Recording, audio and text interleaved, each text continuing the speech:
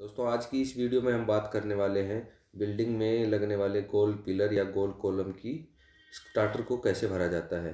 Normal column और जो normal pillar होते हैं उसमें तो दोस्तों हम बाहर से सीधा सीधा निशान लगा लेते हैं। जो 9x18 हो, 9x12 हो, 9x2 हो या 2x2 जिस भी टाइप का हमारा पिलर या कॉलम होता है उसमें तो हमें बाहर से सीधी सीधी लाइन खींचनी होती है। लेकिन जब गोल होता है और उसके अंदर जब सरिया बंधा होता है तो उसका हम परकाल कैसे घुमाएं, आज इस वीडियो में मैं इसी के बारे में आपको बताऊंगा कि अगर कहीं गोल कॉलम है वो चाहे कितने डायमीटर का हो तो उसमें सरिया बंधने के बाद हमें किस तरह से उसका परकाल घुमा के उसका स्टार्टर भरना है। तो दोस्तों वीडियो को पूरा देखिएगा। वीडियो थोड़ा लंबा जरूर है दोस्तों, लेकिन ये देखने के बाद आप कहीं भी कितना बड़ा चाहे कॉलम क्यों ना उसके परकाल घुमाने में आप मात नहीं खाएंगे। इस चैनल पे दोस्तों मैं सिविल, इंटीरियर और टैक्स से रिलेटेड नए नए वीडियो डालता रहता हूँ। तो आपसे रिक्वेस्ट है कि आप इस चैनल को सब्सक्राइब कर लीजिए और घंटी का आइकन दबा के ऑल को सिलेक्ट कर लीजिए ताकि आपको भी नई नई जानकारियाँ मिलती रहें। नमस्कार दोस्तों, आप देख रहे हैं चैनल वर्क एंड टेक और अब करते हैं वीडियो को शुरू।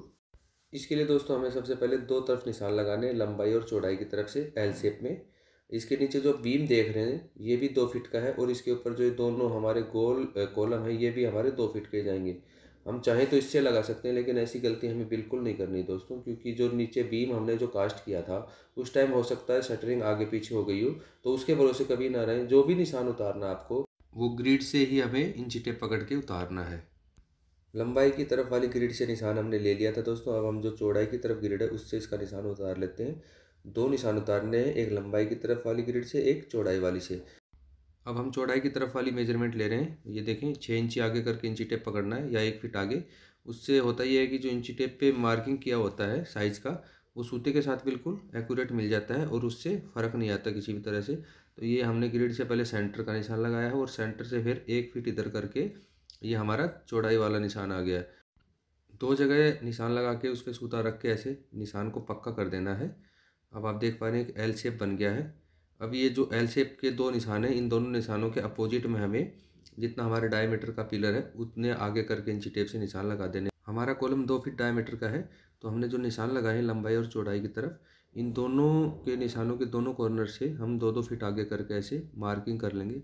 ये हम चौड़ाई की तरफ वाला लगा रहे हैं, दोनों कोनों से लेना है और उसके बाद जो हमने मार्किंग करी उस पर सूता रख के जिस तरह हमने यह इधर पक्का किया निशान वैसे उधर भी कर देना है। ये हम चौड़ाई वाले तरफ से ले रहे हैं। ऐसे चारों तरफ जब ये निशान उतर जाएगा तो एक स्क्वायर बॉक्स का बन जाएगा। ये देखें अब हम लंबाई वाले निशान से आगे ट्रांसफ़र कर रहे हैं 2 फीट। ऐसे चारों तरफ निशान लगाने से दोस्तों पूरा ये 2x2 का एक बॉक्स बन जाएगा और हमारा जो कॉलम है ये भी हमारा 2 फीट डायमीटर का है। तो ये देखिए 2 फीट बाई 2 फीट का ये बॉक्स बन गया है। अब इस बॉक्स के जो सेंटर का निशान लगाएंगे, क्योंकि ये 2 फीट के निशान है तो यहाँ इसका सेंटर होगा 1 फीट।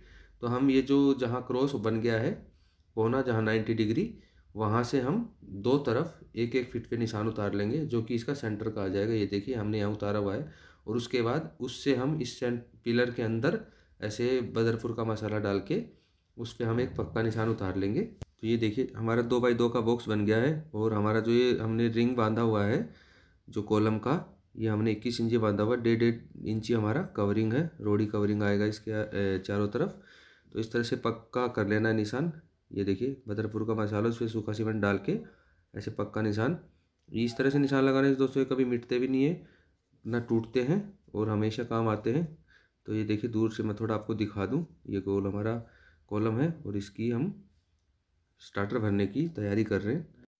अब अगला स्टेप ये है दोस्तों, जो हमने लंबाई और चौड़ाई की तरफ से जो निशान लिए थे और उसका जो सेंटर का निशान लगाया था 1 फीट पे, वो उसी लंबाई चौड़ाई वाले निशान से हमें अंदर जो हमने अभी ये बदरपुर का मसाला डाला है इस पर हमें लंबाई की तरफ से भी और चौड़ाई की तरफ से 1 फीट अंदर करके निशान लगा देना है दोनों तरफ से। तो अंदर क्रॉस बन जाएगा और जो क्रॉस का पॉइंट होगा वही इसका सेंटर पॉइंट है और वहीं से हमारा परकाल घूमेगा।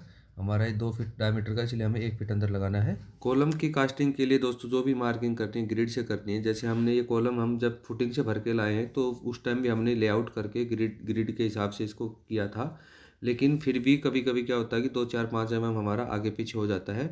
तो जब दोबारा हम उसको फुटिंग के बाद टाई बीम डालने के बाद दोबारा हम उसको कास्टिंग की तैयारी करते हैं तो हमें ग्रिड से ही निशान लेना है, ताकि अगर 2-4-5 का फ़र्क है भी तो उसको यहाँ सुधार लिया जाए और इसको एग्जैक्ट उस पोजीशन पे लेके आगे जाएं जो ड्राइंग में दिया गया है।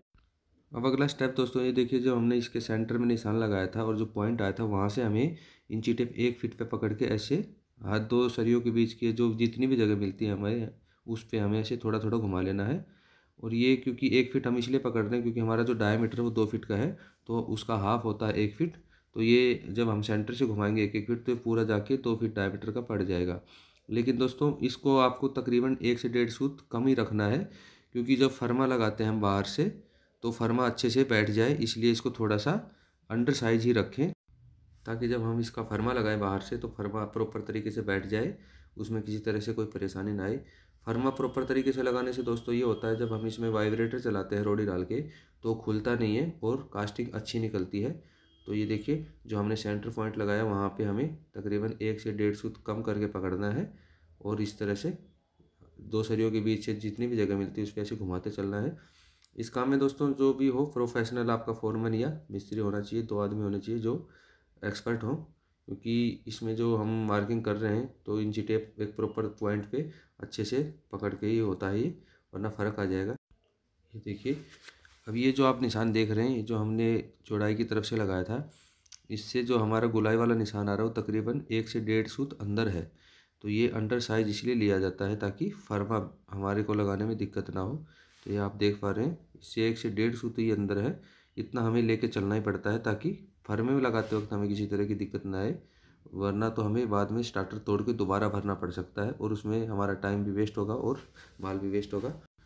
तो ये देखिए, हमने निशान उतार लिए जगह जगह। अब इन निशानों को पूरा गुलाई में लाने के लिए मिलाने के लिए ऐसे लोहा काटने वाले ब्लेड को इन निशानों पे ऐसे जितना घूम रहे हैं ऐसे घुमा देंगे तो वो ऐसे मैच कर देगा।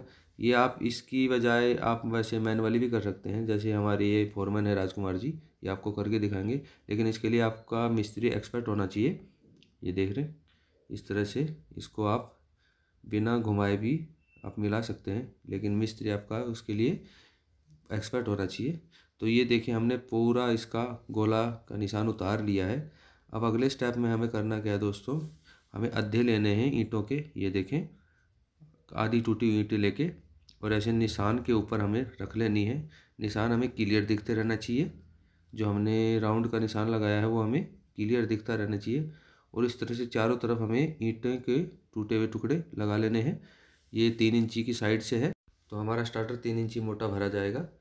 और ये जो ईंटें लगा रहे हैं इनको हमें अच्छे से जमा लेना है, ताकि जब हम इसमें रोड़ी डालें स्टार्टर के लिए तो ये अपनी जगह से हिल ना जाए। अगर हिल गई तो उतनी जगह पे रोड़ी बाहर भाग जाएगी और फिर जब हम फर्मा लगाएंगे तो वही जो भागी हुई रोड़ी है ना, फर्मे को अच्छे से बैठने नहीं देगी।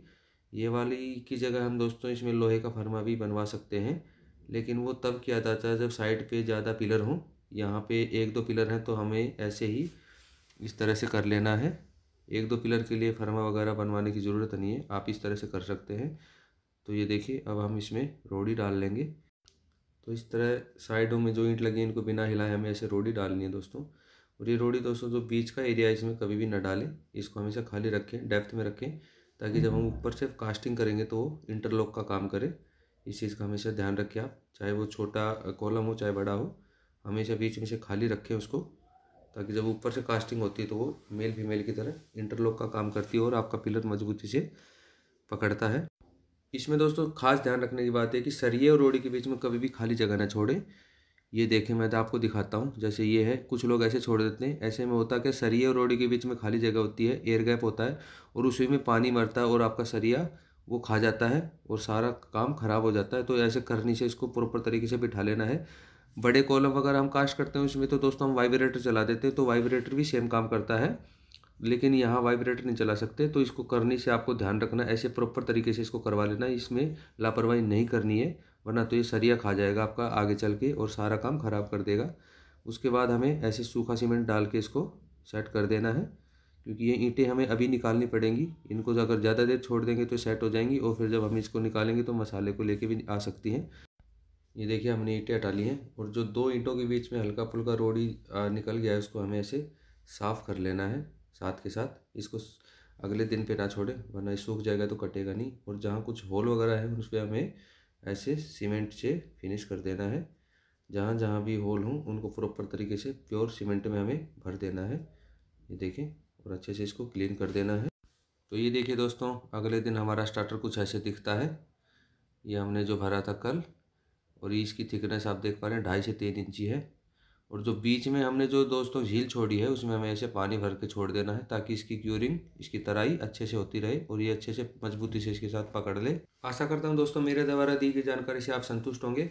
अगर आपके मन में सिविल इंटीरियर से रिलेटेड या इस वीडियो से रिलेटेड कोई सवाल हो मन में, या आप कुछ पूछना चाहते हैं, तो आप मेरे को कमेंट कर सकते हैं। और जाते जाते दोस्तों इस वीडियो को लाइक शेयर करना और चैनल को सब्सक्राइब करना ना भूलें। और इसी तरह की और वीडियोस को देखने के लिए दोस्तों इस चैनल के साथ आप बने रहिए। तो मिलते हैं जल्द अगली वीडियो में, तब तक दोस्तों जय हिंद।